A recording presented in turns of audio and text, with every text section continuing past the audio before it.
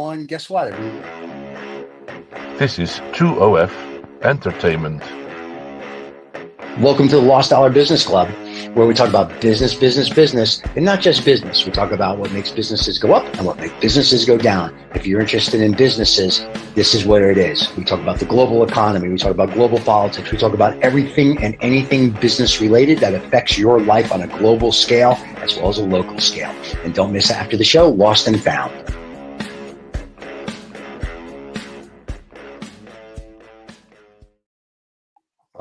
We are back. It's a very exciting show. We have one of our favorite, and famous guests. But David's here. No. We definitely have a favorite. Well, it's great to have John and David back. We've got the whole crew ready to talk. The guy standing, the great author and economist and thinker who talked to us last time a few weeks ago about Rentier capitalism and the corruption of capitalism. Topics that our audience loved, and we wanted to bring him back to expand on the privatization of the commons, which obviously is a really big issue, not just in the West, but everywhere. And Guy's going to give us the lowdown on that. All right. So should we just pay the rent before pay we the rent play? Let's pay the rent and then bring Guy in. Okay.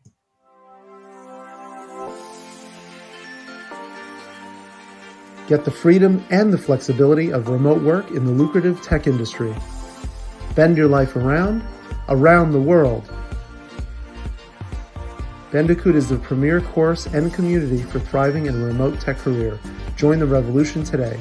Bandicoot.com, official partner of the Lost Dollar Business Club.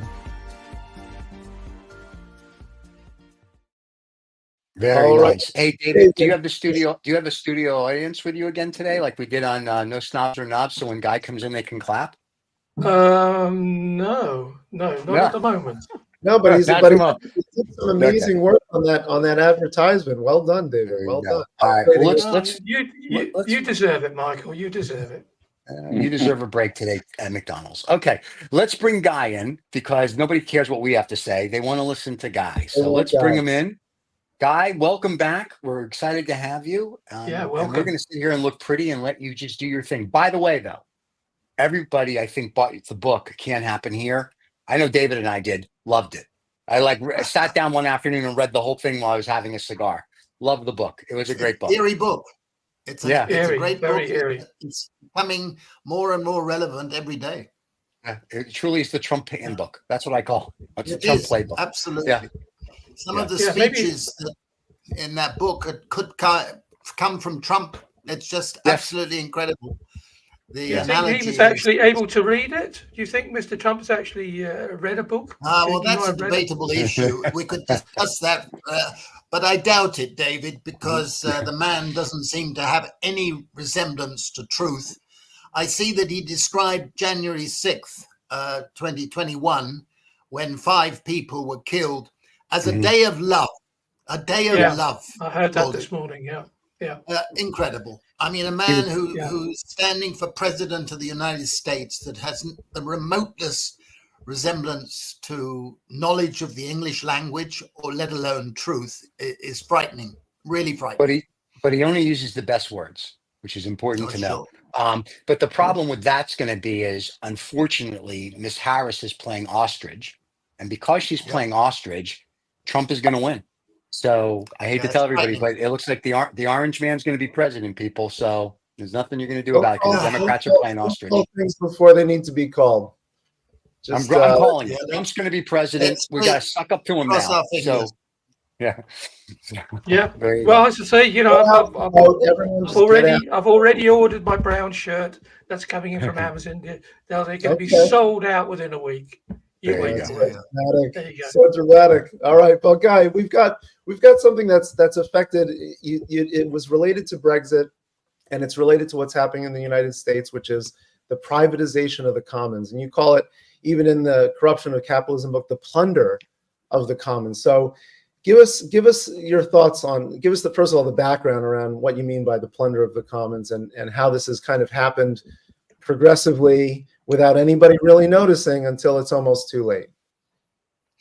Well, if I may, I'm going to start with a little history because the commons is often misunderstood. Many people who don't know anything about the commons imagine that it's, the green in the village or where everybody, meets up to have a social event. But the commons actually goes back to ancient history, and it was partly a matter of access to resources that belonged to everybody, but it became part of common law in AD 529 when the new emperor of the Roman Empire said, all the laws are in a mess. I'm going to set up a commission of legal experts, and they must come up with a system of common law. And among the things that they did was they came up with saying that there are 4 types of property. There is private property, which belongs to the individual. There's state property, which belongs to the state or the government. There's nobody's property, res nullius, and there is common property. And the common property includes soil, the land, the sea, the air, the minerals under the ground, the things that we inherit that have been bequeathed to us over generations as a commons. And this became enshrined in common law, which is part of the United States Constitution, the British Constitution, and in fact, every democracy in the world. And it became enshrined even more strongly with the Magna Carta and the Charter of the Forest, which was sealed on November 6th, 1217. And the Charter actually asserts that everybody has a right to subsistence in the commons and a right to work in the commons, and that the commons must be preserved by the sovereign, the ruler. In the case of those regimes in those days, that meant the monarch. But any government has to act as the steward of the commons. In other words, to preserve the value, if not enhance the value of the commons, and pass it down to successive generations. Very critical point. So that the government is meant to act as the steward of the commons. And in order for it to function well, the steward must be confronted by what I've called in my work gatekeepers. Gatekeepers are those bodies who are responsible for holding the stewards to account. In other words, being the bodies of the commoners to hold the stewards to keeping their word as trustees. Now, the commons traditionally were first of all enclosed. We have the famous enclosure of land, the Tudors in Britain, and the enclosures that led to Karl Marx being radicalized in the Moselle Valley, and we have the enclosure by governments all over the world. And most importantly in my narrative was the enclosure of the sea and the seabed. And I've written a book called The Blue Commons. And the incredible thing was that for many, many generations, ever since antiquity, the sea, and the sea, don't forget, covers 71% of the world's surface, right? The sea was regarded as a commons. It belonged to everybody, and the benefits had to be shared equitably in principle and so on. But in 1982, a remarkable event happened when the United Nations, after 17 years of agonizing negotiations, passed what's called UNCLOS, the United Nations Convention on the Law of the Sea. And the Secretary General of the United Nations described it as the most significant legal instrument of the 20th century. And it was. And what it did was it enclosed 138 million square kilometers of seabed and sea, making them the ownership was given to the countries. So 200 nautical miles from the seashore of the United States or Britain or France or whatever belonged henceforth to the government, to the country. Okay, this was an act of enclosure that dwarfed all previous enclosures. Now, the importance of an enclosure by a government is you then create the basis for privatization. Once it becomes state property, then the state or those who capture the state can privatize it. So they can sell it to individuals and they can sell it to corporations. Now we have 5 types of commons. The natural commons, which is what I've just been describing, the sea, the air, the land, and minerals and so on. And you have a social commons, which are inherited because they've been bequeathed. All the social institutions of society that have been built for the commons by the commoners, and they are shared, owned by all of us collectively and as equals.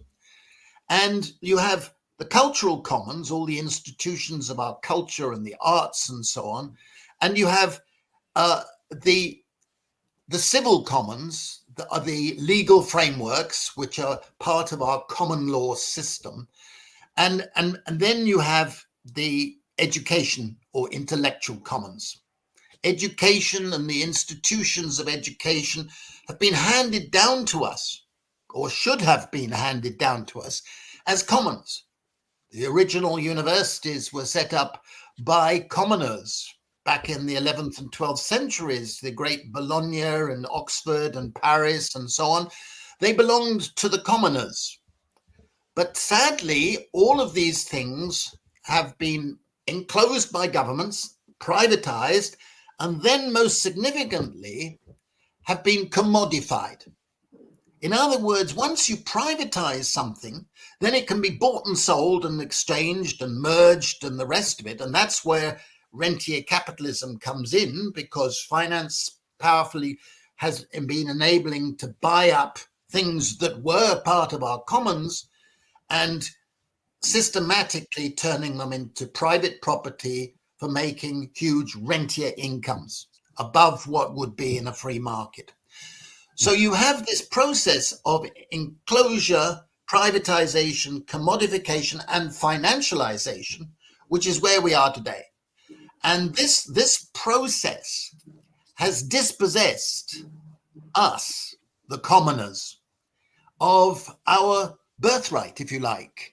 And it's a very important political thing, because I believe that we should be, as progressive people, should be demanding compensation for the plunder of our commons. And that is the sort of underlying thesis of my work in the various books. And I believe that with rentier capitalism, our income distribution system, globally and within individual countries. I see David's from the Netherlands. I was in the Netherlands, in Amsterdam recently, talking about this, and they understand the loss of the commons there just as much as we do, and you should do in the United States.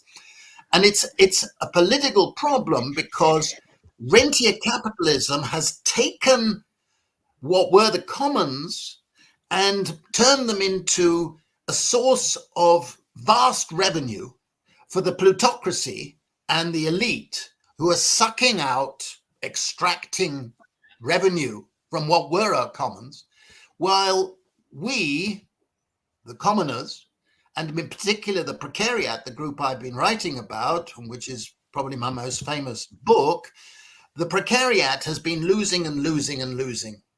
And we will not see a change of that, the situation of the Precariat, unless we have a change of the income distribution system as such. And that is the premise of some of my proposals. Guy, don't you know, in the original space where you're talking about governments taking over and taking over these commons, don't you think, or maybe what do you think about what's the alternative to governments doing that? I mean, what other organization? I mean, is it because the governments have been corrupted, or they're bureaucratically inefficient, or who's going to stand up for the common man at a national or even global level to restore the commons and the wealth from it to the people? Well, if I go back to, as an example, I could give other examples, but the best example, in a sense, is what's happened to the sea. The man who began negotiations, a man called Prado, a Maltese diplomat, he believed that all the sea and everything in it and under it was the common property of humanity, of mankind, as he put it originally. And when he saw how the big powers, the Soviet Union and the United States in particular at that time, were negotiating to turn it into a privatization bonanza, he lamented terribly how it had all gone wrong. But there were certain things that he managed to retain, so that there was an international seabed authority set up, which was responsible for saying that there should be no deep sea mining until there was the establishment of ecological sustainable rules and rules for sharing the benefit for the whole of humanity. It was a mechanism set up that deliberately said, these are our commons. Okay, if you're going to turn it into a source of private profits for multinational capital, you must have mechanisms for sharing the benefits. Okay. Unfortunately, 28 years of negotiations and prevarication led the International Seabed Authority to reach no conclusions. And I campaigned last year and this year for the replacement of the Secretary General of the ISA, who had essentially become a servant of a few mining corporations. And I'm delighted to be able to tell you that last month he got thrown out, and I was really chuffed about that, because there are governance rules that could protect the commons and protect the ethos of the commons. The commons still exist in some places in different forms, but they've been reduced. Now, historically, there were mechanisms, cooperatives, there were guilds, there were institutions for protecting the commons and having rules of access, use, who was a commoner, who was not a commoner. And you had rules. And of course, an American economist, well, she wasn't originally an economist, Eleanor Ostrom, she got the Nobel Prize for coming up with rules of governance of commons. And that, funnily enough, she learned her bag of tricks, if you like, a bag of knowledge from studying a water system not far from here in the mountains in Switzerland that had been preserved as a commons throughout its history. It still is today. And it still has common rules: who has access, who shares the benefits, who helps, rules set up on management and so on. And there are various systems around the world which are still going, and we need to strengthen those. We need to strengthen the sense of governance. We need to revive the commons, turn areas that have been denuded by privatization back. And with music, that always helps. And I think the ethos of commoning, a word that would have not surprised people in the Middle Ages, but nowadays has gone out of the English language. If you type in a Word document commoning, it automatically converts it into communing. But commoning was doing work on a shared basis. And we still have a respect for commoning, shared activities. And in the final chapter of my book, The Politics of Time, I indicate how different systems of allotments are existing still in many countries, including the Netherlands and Britain and the United States and Italy and so on, which allow for shared activities. And I think we can revive that because many of the most rewarding aspects of work are in shared activities. I'm speaking from a Swiss village where we regard commoning activities as part of the great joy of being in the community. Very cool. I have a question for you, if I may. So when we talk about commoning, let's get off of this planet for 1 second, because that's to have commoning in the commons and that's never happening. Like, I'm sorry, it's just the governments aren't going to let it. The bureaucrat, everybody, that's done. Now we're going out into Pluto and Mars and the moon and whatever. So in theory, for mankind, that would be all common space. So are we going to see that what happened here on our little blue marble, third rock from the sun? We're going to see that someone's going to go and plant the flag and go, this is mine.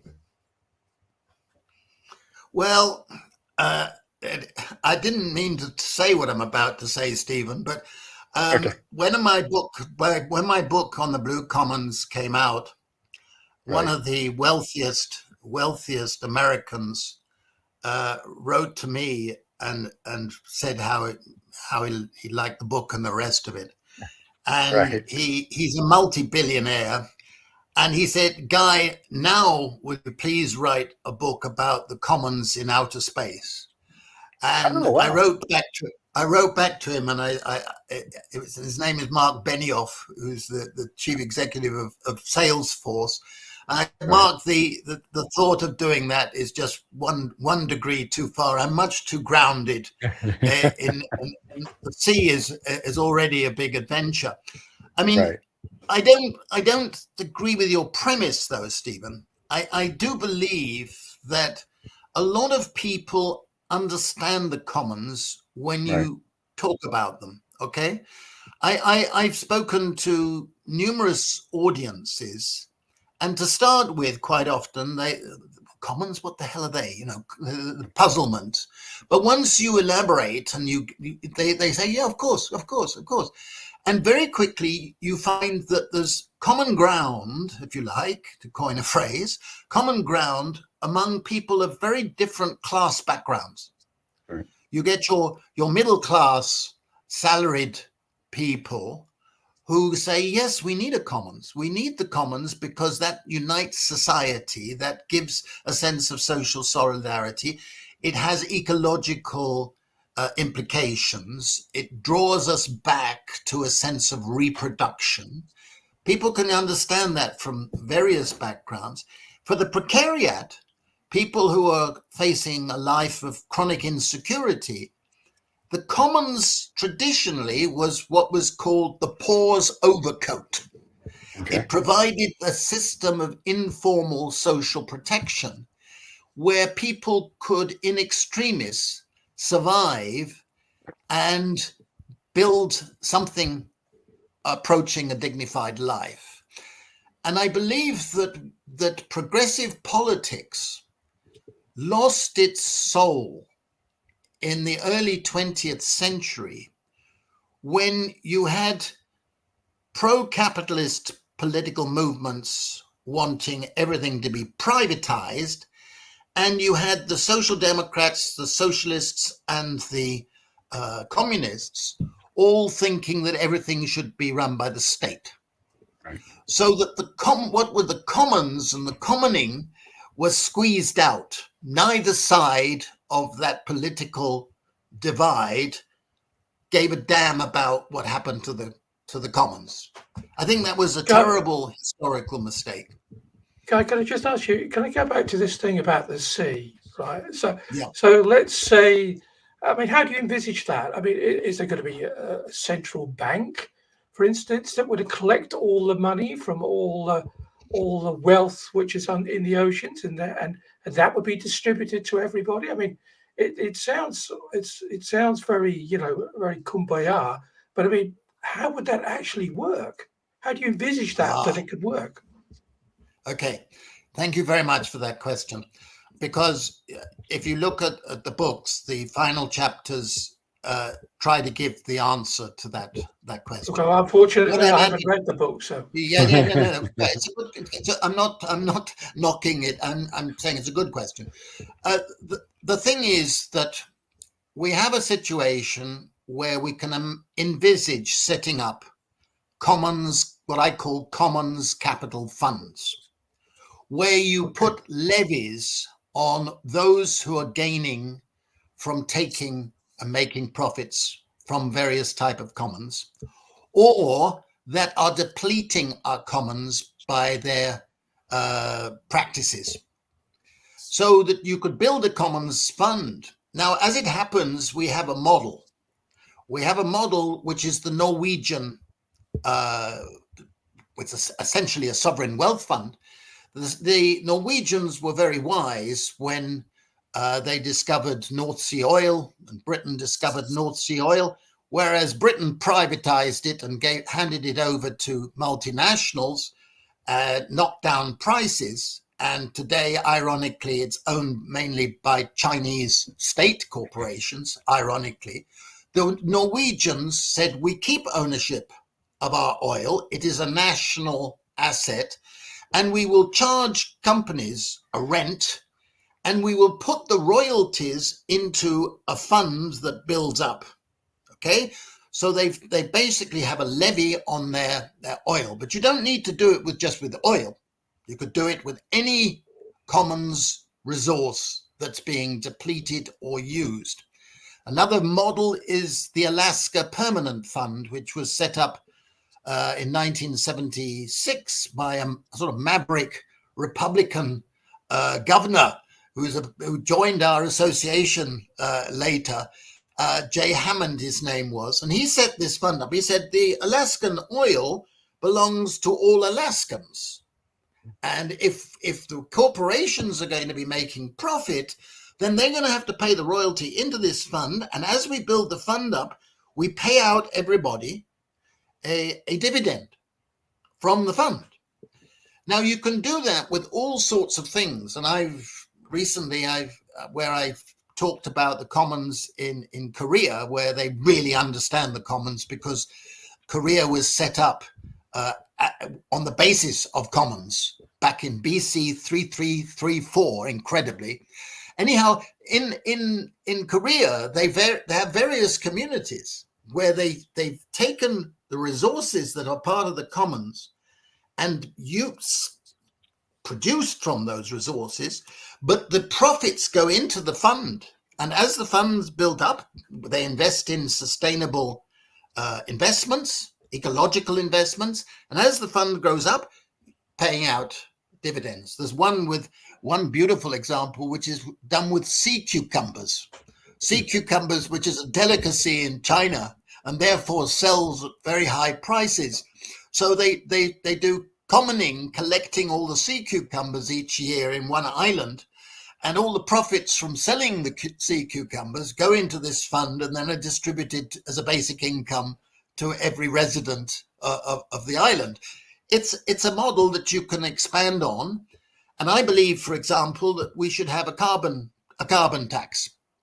People who are polluting the atmosphere tend to be the wealthy. They tend to be the ones causing most of the pollution, whereas the poor are paying the price in worse health, worse air, worse environment, and so on. And in a sense, you say a carbon tax should be paid into the fund and recycled as paying out a part of a dividend or a basic income. Because if it's not recycled, it's regressive. A carbon tax will not be popular and will not be introduced. But there in British Columbia, they've understood that, and therefore they promise that with a carbon tax, they will recycle the revenue at equal payments to every individual in the state, in the province. And in a sense, we see there's something similar like to that in Switzerland.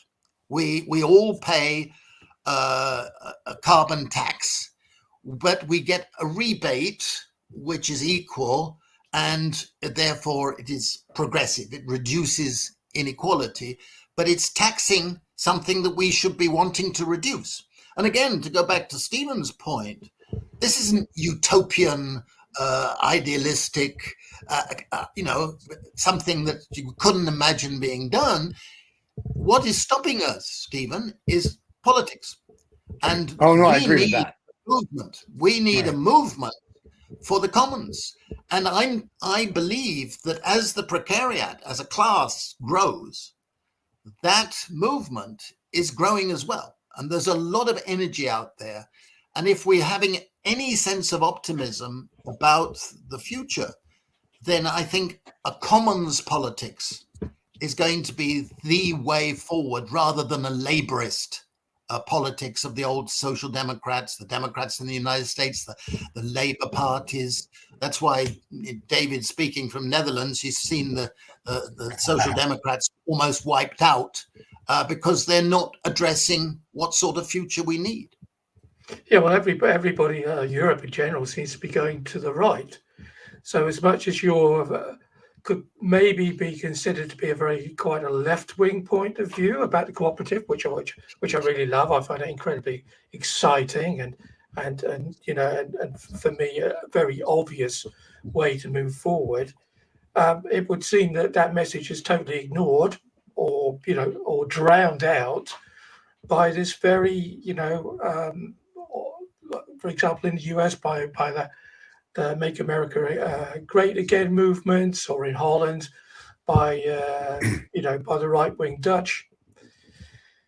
Yeah, they don't want anybody else to have the money. That's not good politics. The left, the rhetoric here is that the left is finished, that it has nothing to offer. And that's in a sense, how does that right stack there. up? Yeah. Yeah, I mean, so does that mean that you're? Sorry, guys. Does that mean that you're whistling in the wind then? No, I don't know if I said this last time, Stephen. So if I did, it's okay. You can repeat yourself for the people that didn't watch the show. Yeah, repeat. But I wrote this book, The Precariat, in 2011, and it came out in early 2011. And on page 1, I said that unless the insecurities, needs, and aspirations of the precariat are recognized by political movements, we're going to see the emergence of a political monster. And in early 2016, I was surprised. I received an email from somebody who said, the Bilderberg Group would like to invite you to speak at a retreat that we will be holding in Bremen, in Germany, in a castle. And I thought it was a lefty friend of mine sending me up, because the Bilderberg Group was set up after the Second World War, and essentially is the organization of the ultra-rich, the ultra-powerful political right, the establishment right, okay? So I didn't take any notice. And then a couple of days later, I was in the kitchen and the phone went, and a man said, I'm the Secretary General of the Bilderberg Group, and we sent you an invitation, and you haven't answered. And I said, well, I thought it was a joke. And he said, no, we really would like you to come and talk to us about the precariat and the politics of it. And I said, well, send me another invitation and I'll think about it. So I consulted all my respectable left people around Europe and a couple in the United States. And every single man and woman said, Guy, you've got to go. You've got to go. Do it. So imagine I was given the VIP treatment, taken to this very fancy place. There were about 100 people in this chateau, and there were demonstrations outside, people objecting to them, understandably, and I felt very strange. And then I was standing on the rostrum, and the chief executive of Deutsche Bank stood up and said, well, the next session is already well known in the German media because it's on the Precariat. Although they don't know who's meant to be here, there's only one person, so it has to be. He said, boxing out of the left corner, the guy standing. And I stood up and I said, thanks very much. And there, 6 feet in front, I think it was 6 or 9 feet in front of me, looking at me with his pencil raised, was Henry Kissinger. Now, I'm of a generation where, when I was a student, Henry Kissinger was public enemy number one. So there I was talking about the dangers of the growth of the Precariat. And we had the head of the CIA, the head of MI6. There were a couple of kings. There were 3 prime ministers. There was the head of IMF, head of the World Bank, head of NATO. There were, all those people that one wouldn't want to spend too much time with in case you turned your back. And of course, it was Chatham House rules. So I'm probably breaking the Chatham House rules in telling you this story. But I said, don't be surprised if later this year, Brexit happens, because nobody's taking any notice of the Precariat, the people who are facing chronic insecurities. And don't be surprised if later this year, Donald Trump is elected. And of course, both of those things have happened. And what I was saying that day, and I've been saying in my books, is that the Precariat has been growing and growing and growing for the last 40 years and is now the mass class. It's people who are chronically insecure. They don't have any rights. They're in fact losing the rights of citizens, and they don't have a sense of the future. And I said that there are 3 factions in the Precariat.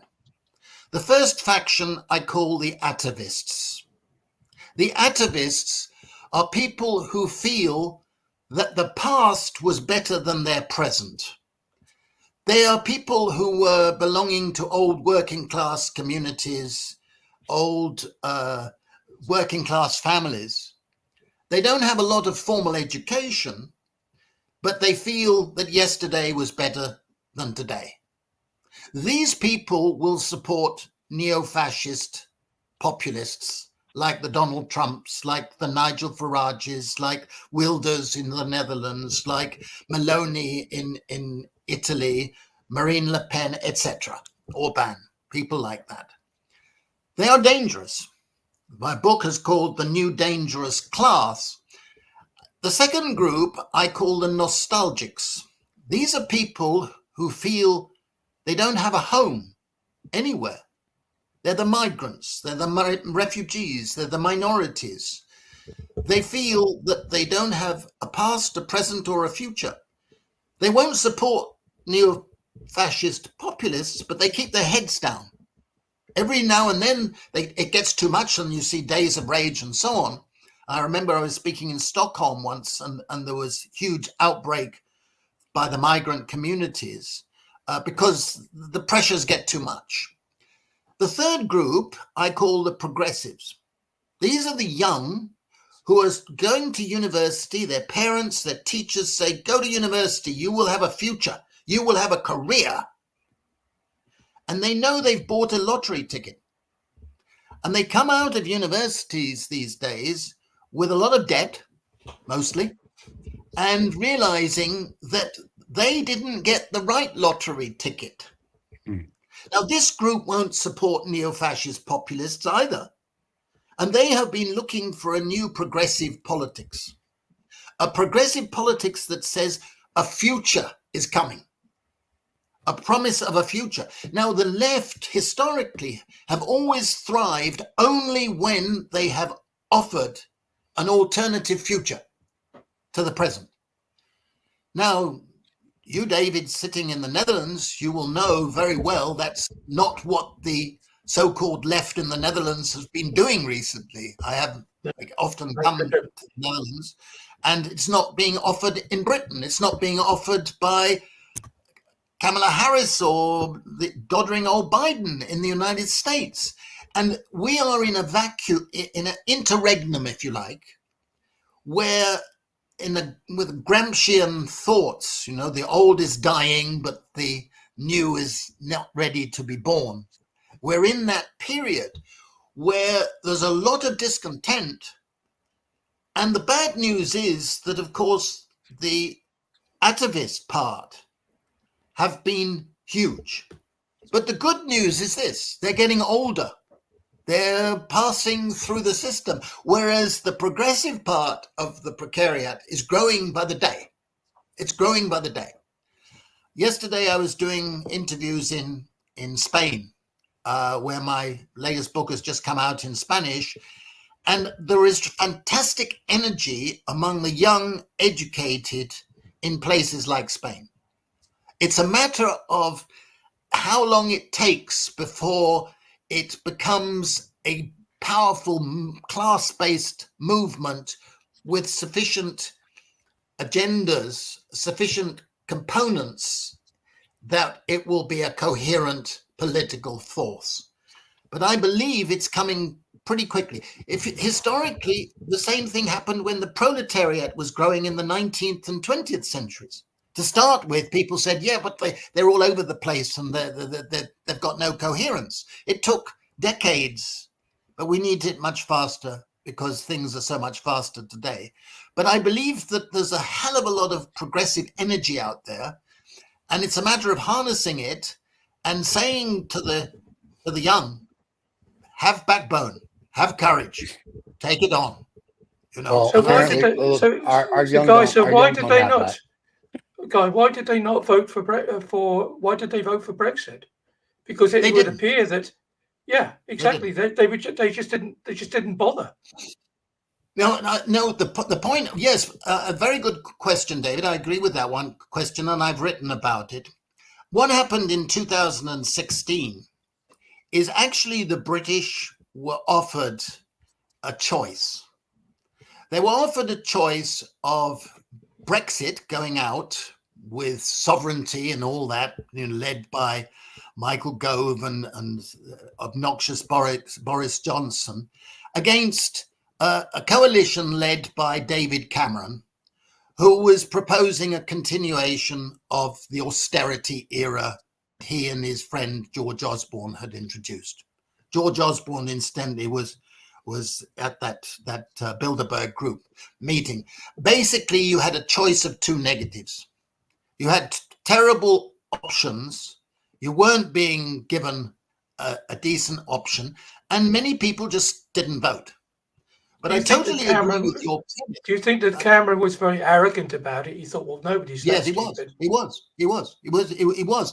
And what was a more sensible position would have been, look, we need to reform the European Union. We need to make it more democratic. We need to make it more egalitarian, less neoliberal in its orientation. It isn't a perfect institution. It, in fact, has been captured by finance and by the right, but we must fight from within. That would have been a better stance. And in a sense, I was asked afterwards to become an economic advisor to John McDonnell and Jeremy Corbyn. And Jeremy was, I like Jeremy a lot, but he wasn't a very good politician as a leader. But he was in the same sort of ambivalent position. He's a cosmopolitan. He's an internationalist, and not a nationalist or a populist. And he couldn't quite come to the formula which would make it that he was saying what I've just tried to say myself. I think the Brexit debate is a very good illustration of a situation that we've had in the last 15 years or so, which I call primitive rebels. People know what they're against more than they know what they're for. There's more unity in that sense. Yeah. And that, I think, historically is always a phase that has to be gone through. People know what they're against. They're losing the commons. They're losing security. They're losing a sense of being in control of their lives, but they're not sure what's the answer. Now, I think that takes time to become articulated, to become part of the popular discourse, to seep through into universities, into festivals and things like that.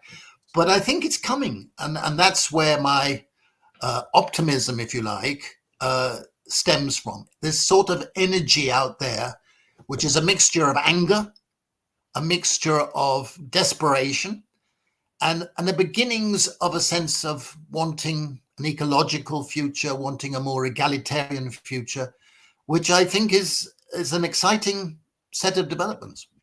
So where is this group going to sit then? Are they going to sit in the middle? Sorry? Are they going to be? Sorry? With this new movement, this new young movement coming through, are they going to sit in the middle and accept that? That there are people who are going to always be rich, and there are people who are always going to be poor. No, I think there's a new energy for redistribution. There's a new energy for wanting to reduce wealth inequality, which is horrendous. And wealth inequality has grown much more than income inequality. And the value of wealth relative to national income has multiplied in recent decades. There's a lot of desire for a politics, what I call a politics of time, so that to enable more people to have more control of their time. And there's a lot of energy around the commons in nature. And it's coming in strange places. I mean, I give you another anecdote. I'm founder and now honorary president, which means older, of the Basic Income Earth Network.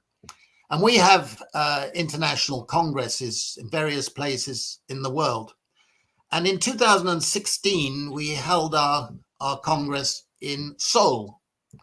And a man came up to me and he said, "Excuse me, but could you explain what basic income is?"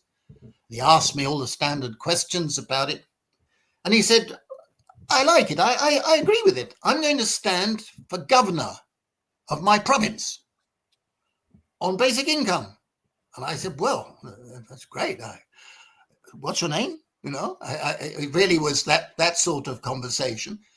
Anyhow, we had our Congress in Hyderabad in 2019. And by that stage, he had an entourage with him and he came to the Congress and he'd been elected governor of his province. And immediately he introduced a basic income for all young people aged 16 to 24. 125,000 young people now receive a basic income in his province. Before he stood, they said, "This will never happen. It's a joke. You can't have it." Now it's done. Okay. So he came up to me and we had a better discussion. And obviously I treated him with much more respect, and he was now a governor. And he said, "Guy, I'm going to stand for president of South Korea." So I said, "Well, yeah, okay, you know, good luck." But he said, "Would you please write some articles for newspapers?" I said, sure, of course, you know. Anyhow, he stood for president and I followed the election and the rest of it. And it took place and he came to the runoff. All the other candidates, except the far right and he, were the final two candidates for president of the country. Okay, a rapidly rising country, as you know. And he did fantastically, but he didn't win. And he came to the Congress that we held last November, November 23, yes. And he stood there in the front of the rostrum and he said, "I failed." And I put my hand up and I went up to speak. And I turned to him and there were about 1,000 people in the audience. And I turned to him and I said, no. You didn't fail. You went from 0 in 2016 to getting 49.5% of the vote in your country. Any politician in the world would regard that as success, getting 49.5% of the popular vote in your country. And I said, you will win next time. And early this year, his party swept the parliamentary elections. They won big. And I'm convinced he will be the next president of Korea. The same things are happening in places, very strange places like Thailand. Thailand now, the biggest party is the Precariat party.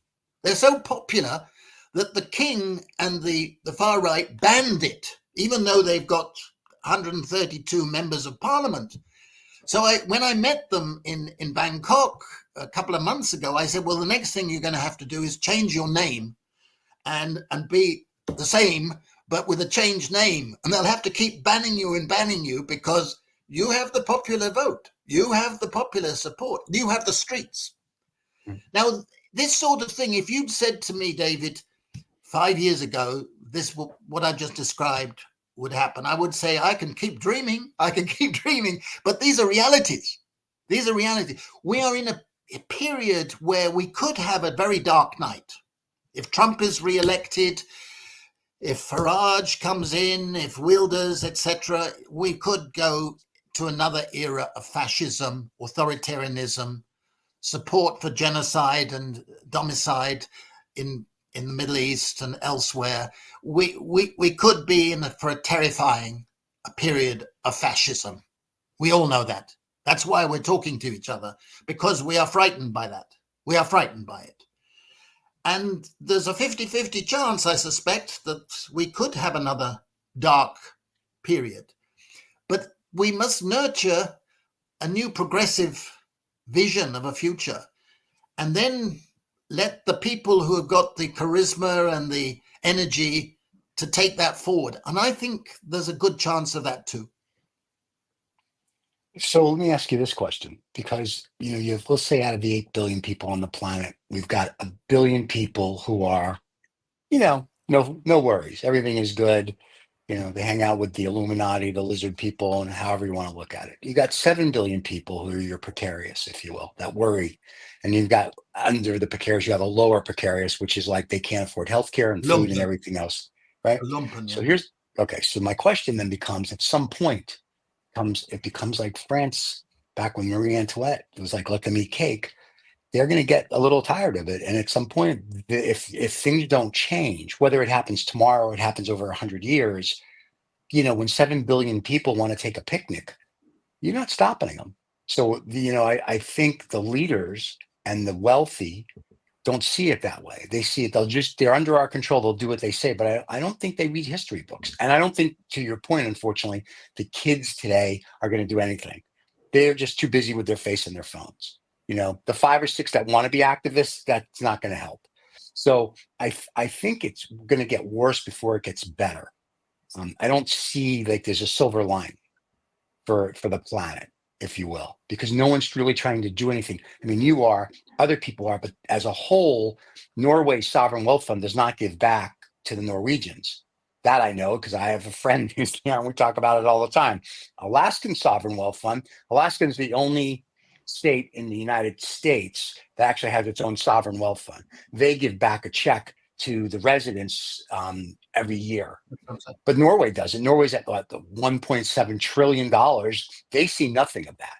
They just keep growing and growing and growing and growing and growing. So until governments wake up, or until they start listening to you, if you will, and they go, we really need to look at this. Andrew, whatever Yang, I guess, was going to be running for president on basic income.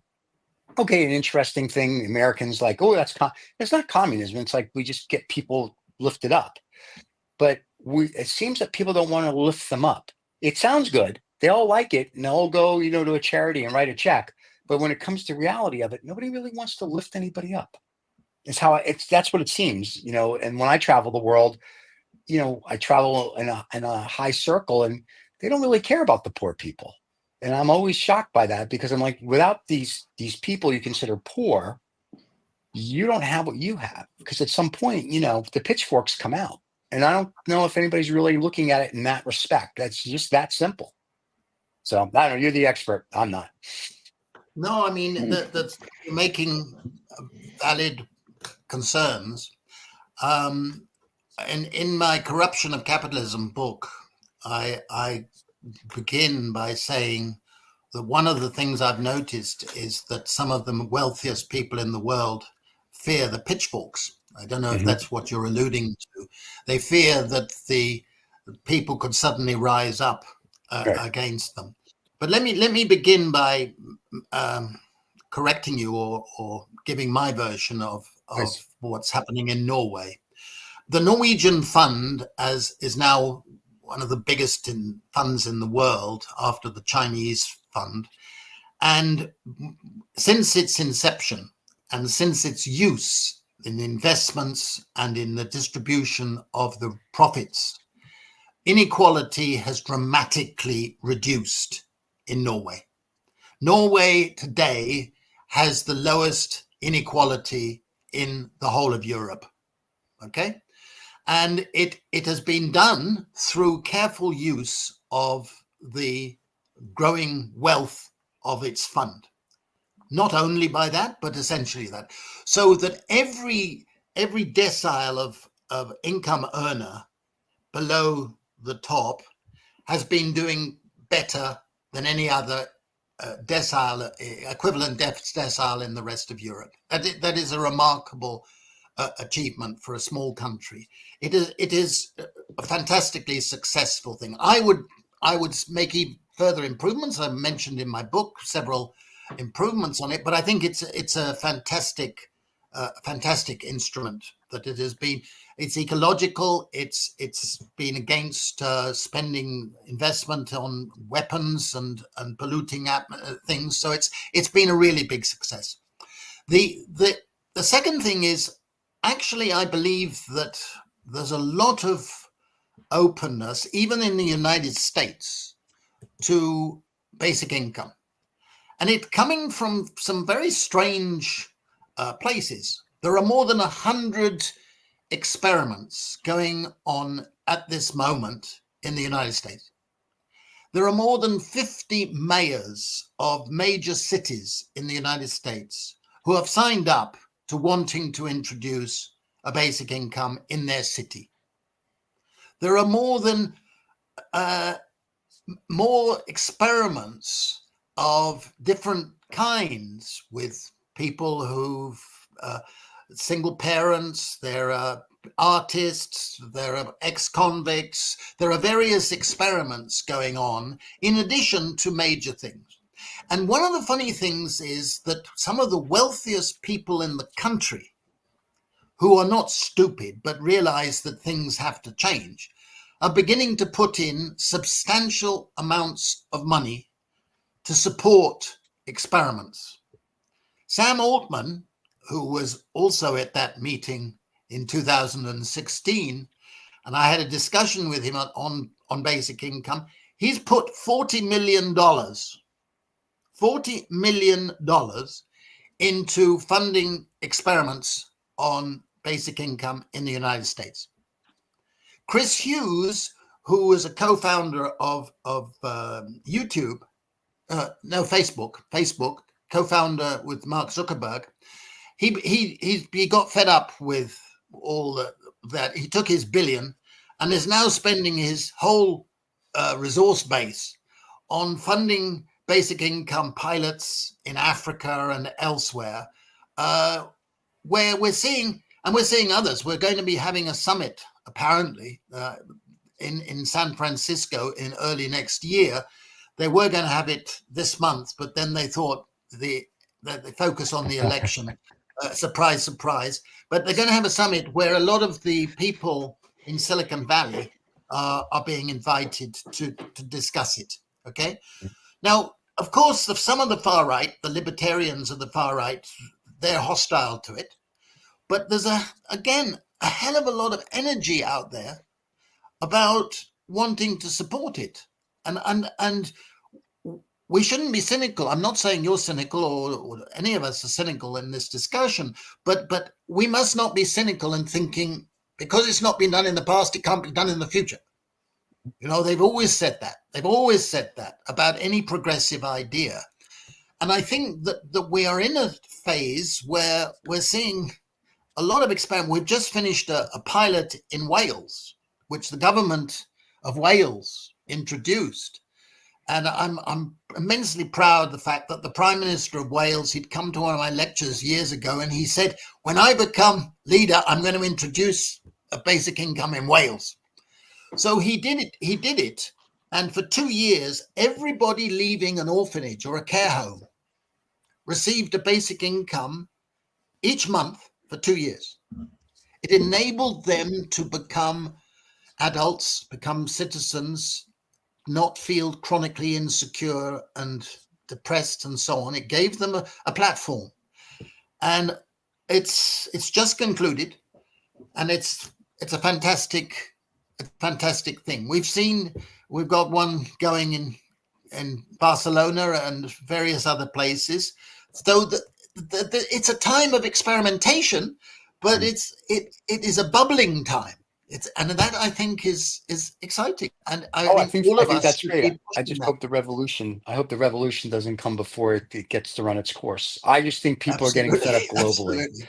So, you know, I'm literally just waiting. My mom used to say this when she was alive. It's like at some point you have a civil war, but I think it'll be a global civil war. People are like, you know, we've had it up to here with your flying cars and your champagne and boom. So, and I think it's nice that I think the wealthy 1% are waking up to this fact that, like, hey, if we don't take care of these other people, there's more of them than us. And that's not a good thing. So I think they're like realizing it's kind of like, being from New York, I'll just do it. It's kind of like, we're going to pay them off. Like, we're going to give you, listen, this much, you leave us alone, we'll take care of you. And that's it. And you know what? I'm okay with that as long as people get the basic needs, which is healthcare, food, and education. I don't care how you do it. And the problem is we've gotten to a point where we don't give them the basic needs to be a human being. So when they do things, I'm like, you can't blame them. So, you know, we're hoping we get to that point sooner than later. Now, whether the orange man gets in or not and does anything or doesn't do anything, no clue. And Miss Harris, as we talked about, I think right at the beginning of the show before we went live, is playing ostrich. That's on them. And I think the way we go we'll either be speaking Mandarin in a few years, or to David's point, we'll be wearing brown shirts. But, you know, something's got to happen to the positive. And right now, there's not a lot of positive out there. You know, Middle East is trying to do a lot of positive, moving Israel aside. You know, just if you look at the GCC countries, they're doing a lot of positives. They're trying. Certain places in Europe, certain places in Asia. But the rest of the world just seems like we're ready to implode. You know, it's like, we'll just start over. So, guys, so it's interesting. Go ahead, John. How does this factor into, you know, China, which, you know, has the means, the institution, and, you know, the power to. Why have they not introduced? Maybe I'm ignorant, but I don't think they've introduced basic income. In fact, you know, there's a huge, I guess, precariat, as you would describe it, in China. And I guess the other part is, how do we fund this so it's just not a 2-year pilot and then it just sort of dies? Two very big questions there, John. First of all, my books, particularly the Precariat, have been translated into Mandarin and simple Chinese, both in Taiwan and in mainland China, and I get a surprisingly large set of emails and contacts and press interviews in China. It's true that there's a very large precariat. They have a movement now called lying flat. You may have heard of it, which is a sort of rejection of the exhortation to labor as hard as possible.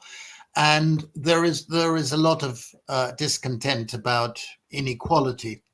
I think you have touched on the most important geopolitical crisis that we're facing.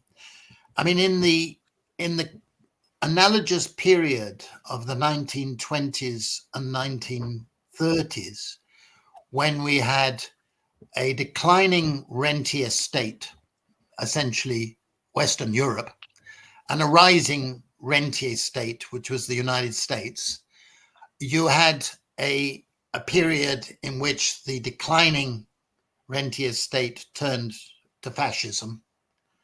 And it was a very near run thing. And that's why the book was written by Sinclair Lewis, It Can't Happen Here, where it could have happened in the United States. Today, we have a situation where the declining rentier state is the United States and the rising rentier state is China. I sometimes talk about Chindia because India is rapidly moving into the same sphere of being a powerful rentier state. Now we have a situation where the United States in those circumstances has seen a period in which it's empowered financial capital, principally private equity in Wall Street. And among the biggest investors in private equity are the Chinese who've been making vast profits from their export manufacturing goods and so on. And the reaction of successive governments, administrations in the US has been to turn to protectionism, giving more subsidies to American corporations that it wants to be successful, propping up finance, and at the same time leaving the growing precariat with declining living standards. And that, of course, is why you've seen stagnant and falling real wages over the past 40 years, occasional blip upwards, but essentially declining because they've lost a lot of rights. I just come back from Washington, and you see that when you're not living in the United States, compared with when I first went many years ago, I go regularly, give lectures and so on, and I've seen a decline in the infrastructure, the decline of social civility, the declining health standards, rising deaths of despair, rising suicide rates among young women, all the symptoms of decline. And of course, your politics has been polluted, as we know, and we're about to see another presidential election along the same lines. So you're seeing that. Now, at the same time, China has not addressed well so far the rising discontent with growing inequality and growing insecurity among its precariat. But I'm wondering which way that will go, because I don't believe that they are a belligerent power at the moment. If they're pushed into a corner, they will become that. They have tried to right their historically grounded inequities. Like, for example, when UNCLOS was passed, we talked about that earlier, China got hardly any sea. The United States got 12 million square kilometers of sea given to it. China got less than 1 million. Is that fair? No, it's not. So that they do have sense of grievance, and they do have a sense of their Belt and Road Initiative, where they're shifting capital and labor overseas, which should worry us. So I think that is a geopolitical crisis that has to be managed, but it won't be managed if we get the Trumps of the world just lashing out because they're blaming China for being a rising economic power and try to penalize them, stop them exporting their goods and all that stuff. If you do that, then we'll get into worse and worse geopolitical tensions. But at the moment, it's a dangerous point. And John's absolutely right to raise it. They don't have all the answers, but the noises one hears from the discussions, and I've been invited to give talks in Shanghai and various places, that they understand the realities they're facing, and they have the means of addressing it. They now are a capitalist economy with a powerful political force. You can be anti-Chinese or pro-Chinese, but I think we need a sense of realism by our statesmen and stateswomen, and I'm not sure that many of them are showing statesmanship, if you like. But it is a big crisis of rentier capitalism. Yeah, good luck with that. If you want our statespeople to act like they have a clue, Yes, when they still think the Earth is flat, and all the other issues that we have. So, Guy, before we let you go, because we know you have a life, and we'd sit here all day with you. Final thoughts, anything, and then we'll have you back if you want right after the election. If you want to come back, I would have you come back before, but it'd be more fun after the Orange Man wins, because then we can all cry together. But any final thoughts before you go and enjoy the rest of your weekend? No, my final thought, Stephen, is that we must encourage a sense of the future, rebuild our imaginations, let ourselves be futuristic in the way we think about these issues. I know there are 1,000 reasons for pessimism, but it's the classic thing about the triumph of the will, right. and I think that's the message we should be taking to each other. I don't have it every day, you don't have it every day, and that's why we need to encourage each other and our friends and people who are the younger generation who are seeking a way forward. And let's encourage that imagination, because there's wonderful opportunities, and that's we must not forget in our pessimism. I agree with that. Thank you very much, Guy. It is always a pleasure. We love having you. Thank you, love Guy. you. We appreciate you being here. Yeah, we love it. And we will see you, if you want, we'll invite you back after the election in November to hear your thoughts. Or we'll, like I said, we'll all cry in our scotches. Either way, it works well for us. So, good talking to you. Very nice questions. Always a pleasure, my friend. Nice, we'll see you soon. John. Cheers. Thank you. Bye. Bye-bye. I love that guy. He's the best. Guy's the best. All right. So the ending message from Guy is that we should be optimistic. If the Orange Man wins, aliens will invade us and we're all going to die. Okay. Now, on to, as we like to say, lost and found. What do you think? Ever wonder how millions vanish into thin air, or how a single dollar can make all the difference?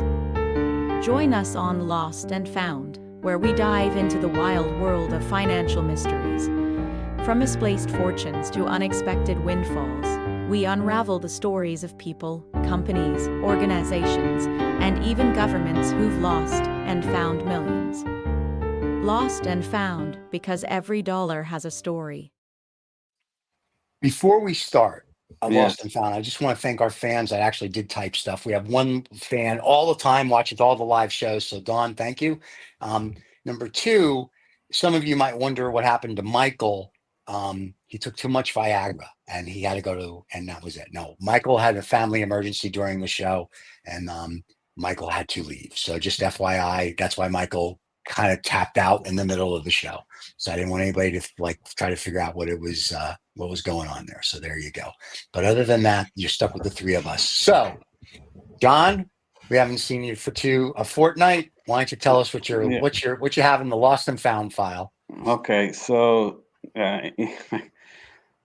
this week, Raytheon, who is a subsidiary of RTX, which is a huge defense contractor, agreed to pay $950 million to resolve a couple of different federal investigations: contract fraud, anti-corruption, export control laws. Every day in the United States. Okay. So they admitted to two major frauds affecting the DoD contracts, including Patriot missile systems and radar systems. Right. They also, admitted that involving defective pricing in military contracts with the government. So as well as illegal bribes to Qatari officials. I saw that. Yeah. So it just normal daily officer. And the really nice thing is, Guy wants us to be optimistic. Yeah. So, hey, it is what it is. So, all right. Yeah. That's funny.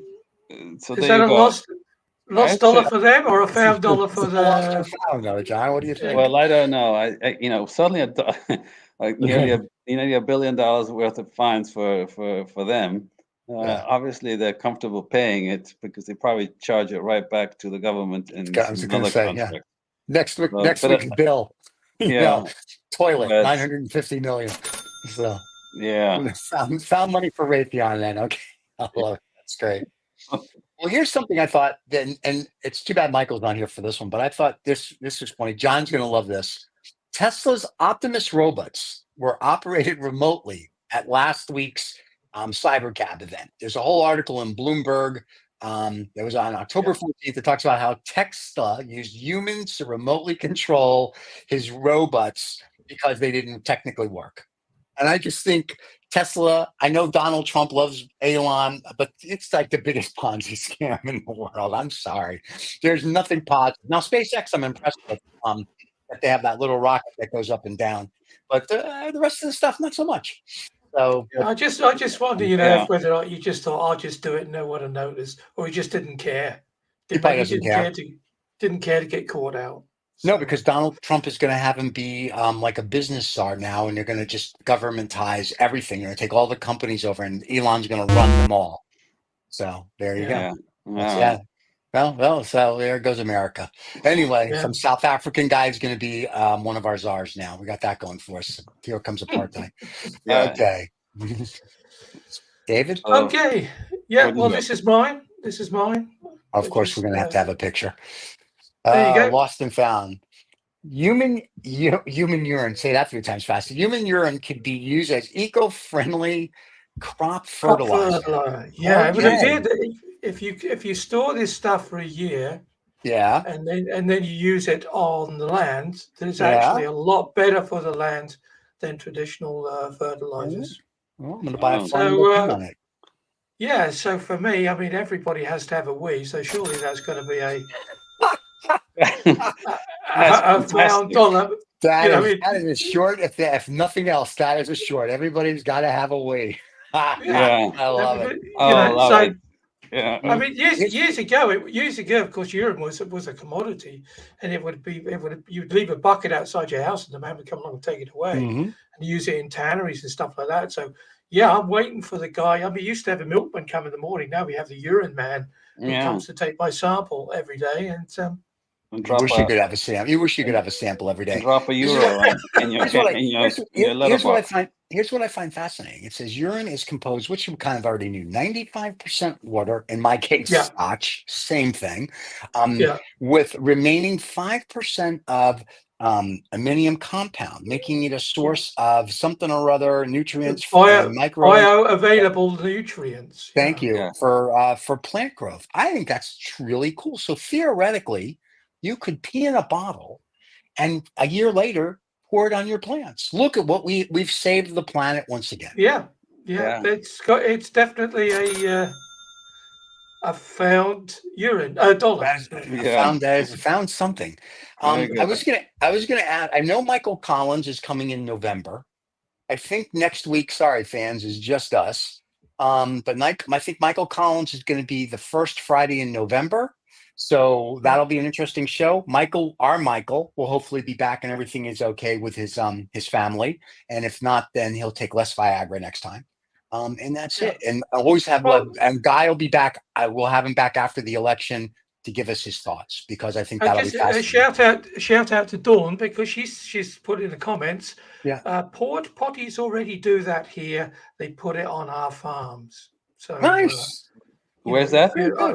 Dawn, one of our fans. Dawn is our fan. Dawn follows. I guess where? I don't know where Dawn lives. In America. She does live in America. That's all I do. So port potties. That's one to be for everybody to Google. In which case, you just call them up and say, "Come and take my wee." So There you go. They pay you? Great for students. Could have an instant supply all day, every day. But going to old age pensioners' homes, you'll have to wait. Just saying. There you go. But there you go. Guys, as always, before we leave, don't forget to subscribe and like. We're live every Friday. We rebroadcast on Saturday. Saturday is also when we put out the podcast. So if you don't want to look at us, you can listen to us. Once again, thank you to Guy Standing. Guy will be back sometime in November. We'll try to give you a heads up. Michael Collins, I think, is here the first Friday. Corey.com is here in January to go over some stuff. So Corey will be back. And if you are somebody that has a clue, like a Guy Standing, and you want to be a guest on our show, reach out to the show and we will make it happen for you. And that's it, guys. Anything else? No, that's it. Yeah. Dave wants to mention the merch page. Yeah, you can. Yeah, there's a merch advert, but we can do that at another time. But Great. No, like listen, we're already running long. Let's run the merch advert. Okay.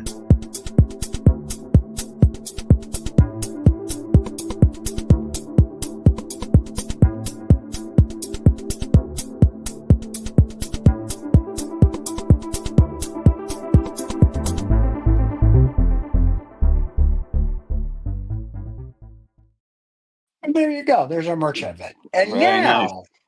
everybody have a wonderful